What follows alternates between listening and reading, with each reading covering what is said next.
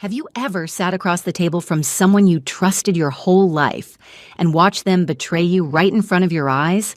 That's what happened to me. And I promise you, this story doesn't end the way anyone would expect. Hello, my name is Joanna Miller. I'm 56 years old, and for most of my adult life, I was a wife, a business partner, and what some would call the glue that held everything together. Before I take you too far down this road, I'd love to know, where are you watching from today? Drop it in the comments. It makes me feel like we're all at the same table sharing our stories. Now let me take you back to the night when everything shifted. It was a Thursday evening. My husband, Robert, and I decided to have dinner out. We didn't do that often anymore. Our lives were tangled up in work, obligations, and the constant hum of our small business. But that night felt special, at least to me. We had just landed a new client, and I thought, why not celebrate? The restaurant was cozy, warm lighting spilling across polished wooden tables. There was a soft clink of glasses, laughter drifting from nearby couples. I had chosen a navy blue dress, one I hadn't worn in years. Robert wore his usual press shirt, silver cufflinks, the little displays of pride he loved. I was ready for an evening that reminded us of who we used to be before life got so busy. I wanted to look across the table and see the man I fell in love with 35 years ago, but that's not what happened. Our waitress arrived, a young woman, couldn't have been more than 25. Pretty, with nervous hands and a polite smile. She introduced herself, and before I could even finish ordering, Robert leaned in, flashing that grin of his, the grin he used to save for me. "Well, aren't you a breath of fresh air?" he said. His voice dropped into that lower, playful tone. "How do they let someone like you work here? Must make it hard for anyone to concentrate on their meal." The waitress gave a strained laugh. She didn't know what to do. She kept glancing between us, as though looking for an escape route. I sat frozen for a moment, my fork hovering above the breadbasket. Robert carried on, oblivious to her discomfort, complimenting her hair, asking if she was in school, even brushing his fingers lightly against her hand when she set down his water glass. I can still see the redness in her cheeks, the way she looked down quickly, muttering, "Thank you, sir," before hurrying off. And there I was, sitting right across from him, his wife, the woman who had sacrificed her own career to build our business with him, the woman who knew the weight of every loan payment, who had spent sleepless nights running numbers, who had pushed him forward when he doubted himself. I sat there like a ghost. It wasn't just the flirting, it was the ease with which he erased me, as though I were invisible, as though the years I had poured into us could be brushed aside in favor of a cheap laugh and a lingering touch. I could feel the blood rising to my cheeks, my pulse hammering in my ears. Part of me wanted to slam my hand on the table, to demand he stop humiliating me. Another part whispered, "Stay calm, don't give him the satisfaction of seeing you break." So I smiled. I smiled so hard my cheeks ached. I cut my steak with slow precision, nodding as he told stories loud enough for half the restaurant to hear. Stories meant to make himself look bigger, funnier, more charming. Inside, though, something shifted. I realized in that moment that this wasn't a one-off. It wasn't some innocent slip of bad manners. This was who he had become, a man so absorbed in himself that he no longer saw me at all. The dinner dragged on, and each time the waitress came by, he turned on the same act. My stomach twisted, but I forced myself to take mental notes, the way his hand lingered on the tablecloth, the way his voice rose a pitch when he spoke to her, the smug glance he shot at me once, as if daring me to react. But I didn't. Not then. You see, I learned something important that night. Silence can be sharper than any outburst. Silence gives you space to think, to plan. By the time dessert menus arrived, I wasn't just hurt. I was taking stock. I thought about the years I had given, the loyalty, the business we built. And in the hollow ache of that moment, an idea, no, a decision began to form. I didn't know it yet, but that dinner wasn't the end of my humiliation. It was the beginning of my liberation. And Robert, he had no idea that his little performance that evening would set in motion something he could never undo. That night, when When we got home from the restaurant, Robert kicked off his shoes, poured himself a scotch, and turned on the television as if nothing had happened. I watched him from across the room, still in my navy blue dress, the taste of disappointment sharp on my tongue. I wanted to scream, but instead I just sat quietly, my hands folded in my lap, my heart pounding like a drum. And as I looked at him, his profile lit by the blue glow of the TV, I felt something I hadn't felt in decades.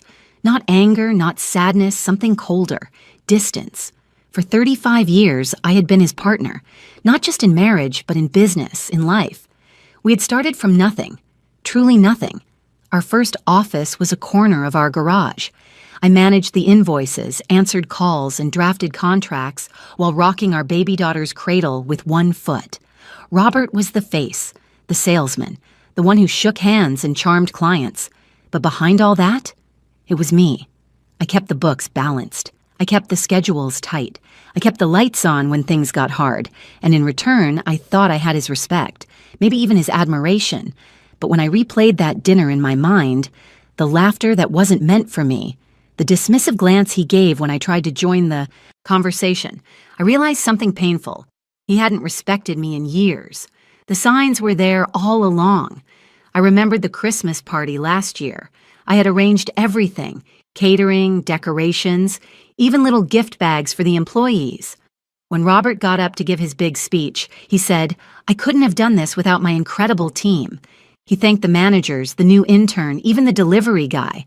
But me, his wife, his business partner, the woman who'd spent sleepless nights making sure payroll was ready, I wasn't even mentioned.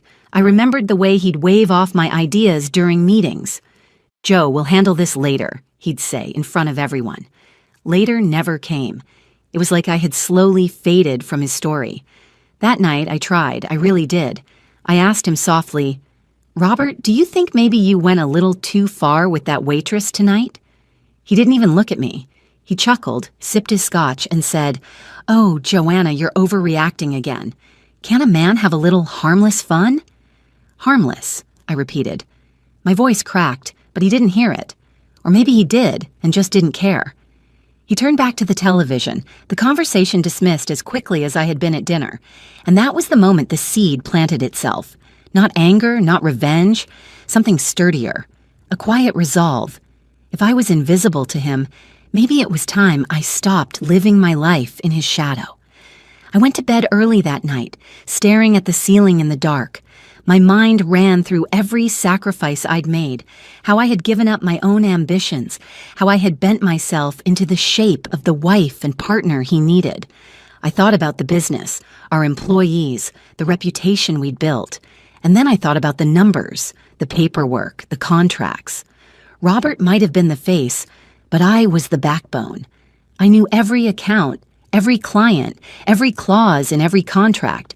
He strutted on stage, but I was the one pulling the strings behind the curtain. And as I lay there in the quiet of that bedroom, I realized something dangerous. He had no idea just how much control I really had. I rolled over, closed my eyes, and whispered to myself, "Let him keep underestimating me. It'll make what's coming easier." That night, I didn't sleep. I planned. And Robert, blissfully unaware, snored beside me. The next morning, Robert was already gone by the time I came down for coffee.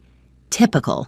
He loved to play the role of the busy businessman, rushing off before dawn, leaving the impression that he alone kept the world spinning. I sat at the kitchen table, hands wrapped around a mug, the bitter taste of sleeplessness heavy on my tongue. The events of the night before kept replaying in my mind. His smirk, his dismissive laugh, the way he brushed off my pain as if it were a speck of dust on his jacket. And then it hit me, clear as sunlight breaking through clouds. I had spent years letting him write the script of our lives. Maybe it was time I wrote the ending myself. That thought terrified me, but it also thrilled me. I walked to my small home office, a room Robert rarely stepped into. The walls were lined with file cabinets, folders stacked neatly, labels I'd written in careful pen. For anyone else, it might have looked like a mess of paperwork. But to me, it was a map of our empire. Every invoice, every contract, every bank statement. My fingerprints were on them all. I pulled open the drawer marked Financials. The numbers stared back at me, familiar and almost comforting. I had balanced these books for decades. Robert never cared for details. He liked the big picture, the flashy outcomes. He let me handle the tedious parts, and because of that, he had no idea just how much power I held in my hands. The more I studied, the more I realized something incredible. The business was healthier than Robert knew. Profits were steady, assets strong. We had built something valuable, something that could be sold. Sold. The word landed in my mind like a thunderclap. I whispered it aloud. Sold. Could I do it? Could I take the business, the thing we had poured our lives into, and sell it out from under him? At first, my stomach clenched at the thought, but then I remembered the waitress's awkward laugh, my husband's careless smirk, and the hollow ache I had carried for years. Why should I feel guilty for taking back what I had built? Why should I let him keep profiting from my labor while treating me like an accessory? I spent hours at that desk, pulling numbers, running scenarios. If I were to sell, I'd need to be careful. Robert couldn't suspect a thing. I'd have to move quietly like a shadow in our own home. That evening, over dinner, I tested him. "Robert," I began lightly, swirling my fork in my pasta, "have you thought about retirement? Maybe slowing down a little?" He barked a laugh. "Retirement? Joe, I'm in my prime. Besides, you'd be lost without the business. It gives you something to do. Something to do." I nodded, hiding the sting behind a polite smile. Inside, I felt the resolve harden like steel. That night, when he was asleep, I went back to my office. I opened my laptop, searched for brokers who specialized in small business sales. Just research, I told myself, just information. But deep down, I knew it was more than that. I was already setting the wheels in motion. The days that followed were a delicate dance. By day, I was the same old Joanna, quiet, dependable, the woman who made sure the bills were paid and the employees were happy. But by night, I was something else, a strategist, a planner, a woman quietly laying the groundwork for freedom. And the best part? Robert didn't notice. He strutted through life as though nothing had changed, blind to the fact that the ground beneath his feet was already shifting. For the first time in years, I felt alive. Nervous, yes, but alive. I wasn't just reacting to his betrayals anymore. I was building something of my own. And every secret phone call, every hidden email, every spreadsheet tucked neatly back into its folder, it all brought me closer to the moment when Robert would realize that the wife he had dismissed for so long was not invisible at all. I was the storm he never saw coming. The plan was forming in the back of my mind like a house being built brick by brick. But before I laid the final cornerstone, I needed proof. Proof that I wasn't imagining things, that Robert truly was the man I feared he had become. I knew one dinner and a careless flirtation wasn't enough to justify what I was planning, at least not to anyone else. But to me, it was the spark that lit the fire. Still, I needed to be sure, so I tested him. It started small. One evening, I suggested, "Robert, what do you say we take a weekend trip? Just the two of us, somewhere quiet, like we used to." He didn't even look up from his phone. "Joe, I don't have time for that nonsense. We've got a business to run. Besides, what would we even do out there? Stare at trees?" I forced a smile, but inside something twisted. Once upon a time, he would have jumped at the idea. Now he dismissed it like a child swatting away a toy. I tried again a few nights later. Over dinner, I leaned forward and said, "Robert, I miss spending time with you. We've been so caught up in work. Maybe we should have a date night every week." He smirked, that same smirk I'd seen at the restaurant. "Joanna, you're getting clingy." "Relax, we're fine. Don't make problems where there aren't any." Clingy. That word stung worse than a slap. After decades of standing beside him, of sacrificing, of keeping the machine of our lives running, clingy was how he saw me. But instead of crying, I studied him, like a scientist observing a specimen. The more I tested, the clearer it became. Robert wasn't just inattentive. He was arrogant, He believed with every fiber of his being that I would never leave, never rebel, never assert myself. To him, I was furniture, always there, always reliable, always silent, and that arrogance would be his undoing. One evening, after weeks of biting my tongue, I decided to confront him, directly this time. I needed to hear his truth out loud. We were sitting in the living room. He was nursing his scotch, watching the news. I turned off the TV with the remote, holding his gaze. "Robert," I said, my voice steady, "if you had to choose between me and your pride, which would it be?" He blinked, surprised for half a second. Then he laughed. A deep, dismissive laugh that filled the room. "My pride, of course," he said, smirking as if he'd made a clever joke. "Don't be ridiculous, Joe." You know me, I did know him. Too well. His answer didn't hurt me the way he thought it would. Instead, it solidified my resolve. It was the final nail in the coffin of our marriage, of our business partnership, of the illusion that he still valued me. I sat back, calm as a lake. "Thank you," I said softly. He frowned. "For what?" "For finally telling me the truth." He shrugged, already turning the TV back on. To him, it was just another meaningless conversation, one of my overreactions he could brush aside. He didn't see the steel behind my words, the quiet determination settling into my bones. From that night forward, I stopped looking for signs. I had all the proof I needed. Robert wasn't my partner anymore. He hadn't been for years, and if he couldn't see me as his equal, then he didn't deserve what we had built together. The decision was made. The tests were over. Now it was time to move from planning to execution. And when I finally made my move, Robert would never see it coming. Once I had Robert's answer, that his pride outweighed me, it was as though a switch flipped inside me. The tests were over. I no longer needed his validation, his excuses, or his lies.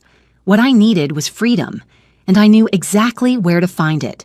The business, that little empire we had built from nothing, the place where every brick and beam bore the imprint of my sacrifices. Robert thought it was his kingdom. But in truth, I held the keys. I began quietly making calls. Brokers, accountants, attorneys, all under the guise of routine business matters. No one suspected a thing. After all, I was the one who had always handled the details. Robert left that work to me. Bored by numbers and paperwork, his ignorance was my camouflage. The first time I sat across from the broker, my hands trembled slightly under the table. The man was polite, middle-aged, with sharp eyes that seemed to read more than I was saying. "You're certain your husband is on board with this?" he asked carefully. I smiled. "We've discussed many options," I said smoothly, "and I'm just exploring what makes the most sense for us both." It wasn't a lie. Robert had always talked about options, though in his mind they usually involved golf courses and younger women laughing at his jokes. He'd never once considered what I might want. As the process began, I felt both exhilarated and terrified. Each phone call was a gamble, each document I signed a step further from the life I had known for decades. I hid everything in plain sight. Files tucked neatly into folders Robert never touched, emails deleted before he could ever glance at the computer. At night, when he snored beside me, I lay awake rehearsing every move like a chess player 3 steps ahead. There were close calls. Once Robert nearly walked into the room while I was on the phone with a potential buyer.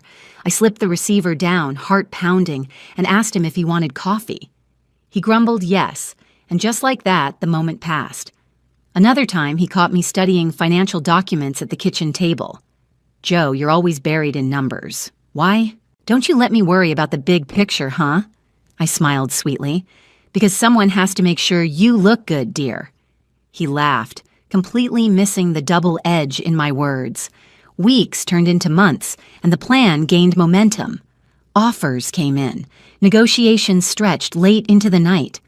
I scrutinized every line, every clause. This wasn't just a sale, it was my escape route, my lifeline. Finally, the day came when the papers were ready to sign. I sat at the long oak table in the attorney's office, pen in hand.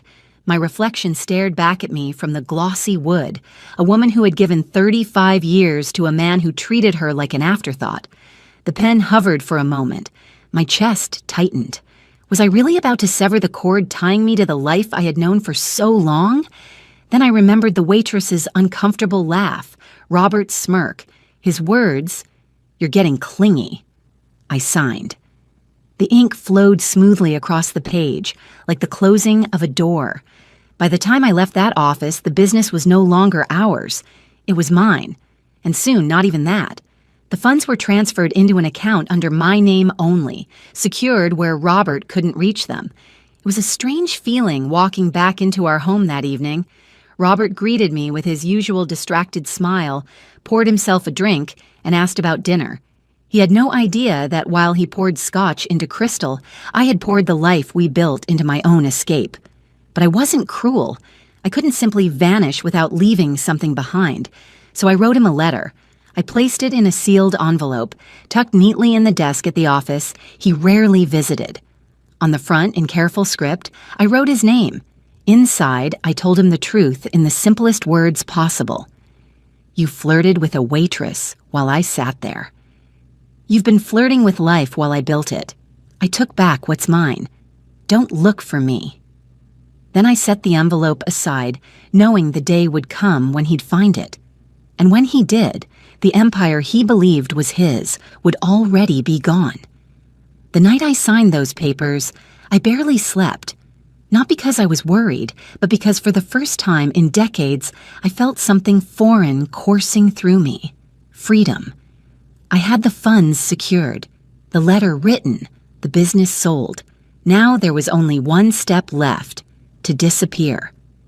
I waited a few days. I wanted everything finalized, every transfer complete before I made my move. During that time, I acted as though nothing had changed. I cooked Robert's dinners.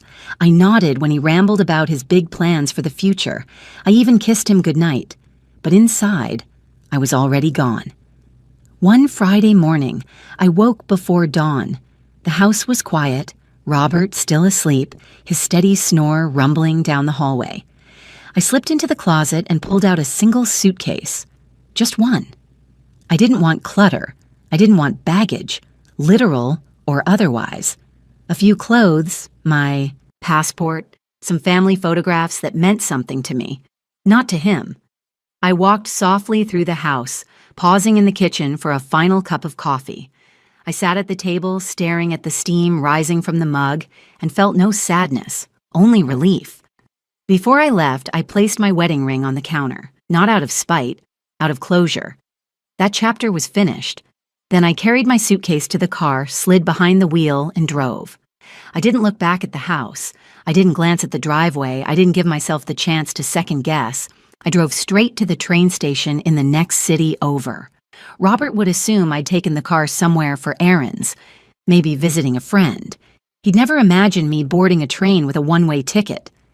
As the train pulled away, I pressed my forehead against the cool glass of the window. Fields and houses blurred into streaks of color.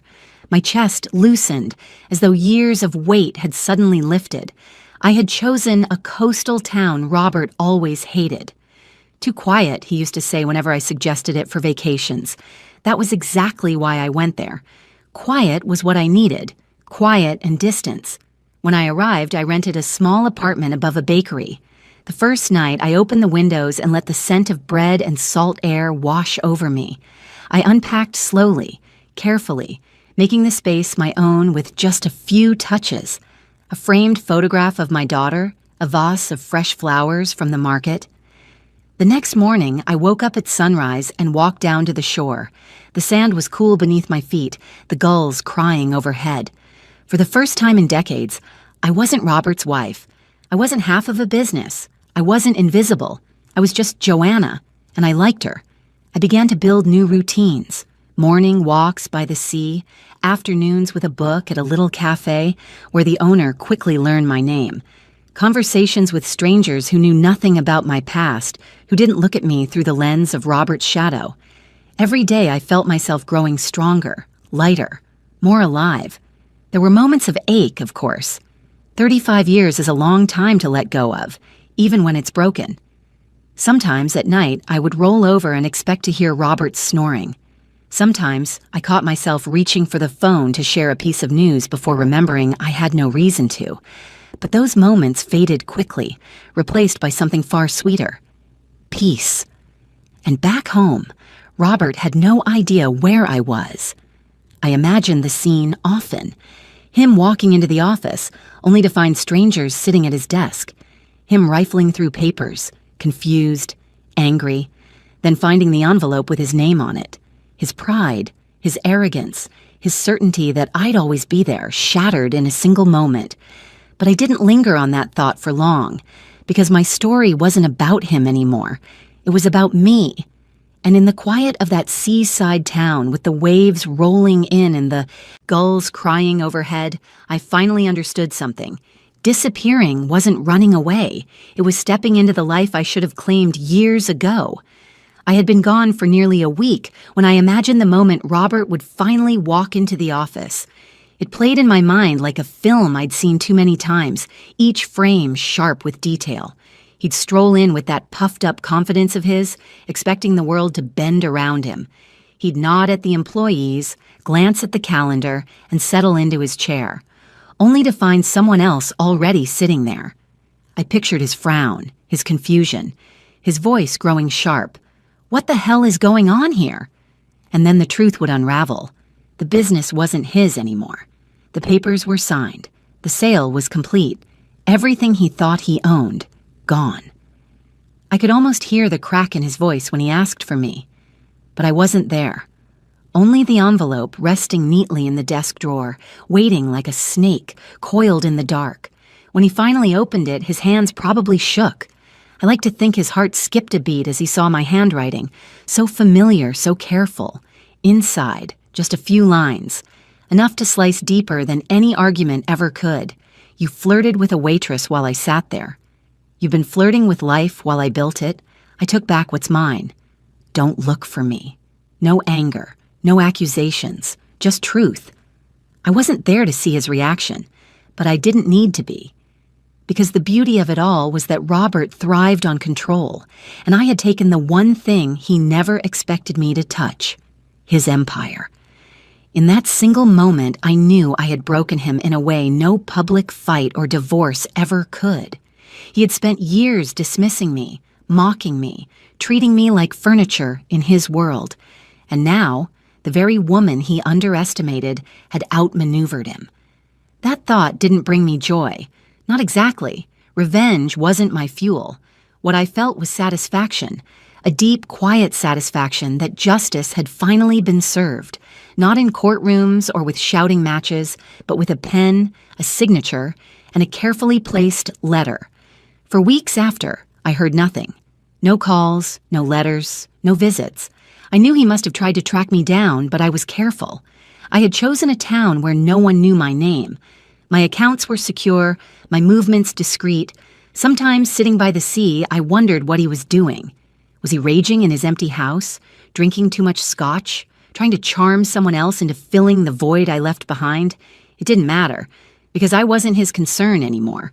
I thought about the life we had built, the garage startup, the late nights, the shared dreams. And then I thought about how easily he had thrown it away, with arrogance and pride. The letter wasn't just a message, it was a mirror. For the first time in his life, Robert had to look at himself without me there to soften the edges. And maybe, just maybe, he realized that the waitress at the restaurant had been the least of his mistakes. As for me, each day that passed, I felt stronger, lighter. I wasn't living for revenge. I was living for myself. Still, I won't lie to you. Part of me took comfort in knowing that somewhere out there, Robert had to wake up every morning and face the reality I had created. A reality where I wasn't at his side, and where his empire had slipped through his fingers because he failed to see the woman who held it all together. And that, more than anything, was justice. When I look back now, I don't think of myself as a woman who ran away. I think of myself as a woman who finally stepped into her own life, Leaving Robert wasn't about revenge. It wasn't about punishing him for a smirk at a restaurant or a careless word at home. It was about reclaiming the years I had given, the effort I had poured, and the dignity he had stripped away piece by piece. I was 56 when I walked out that door. Some people would say that's too late to start over. But I'll tell you something. It's never too late.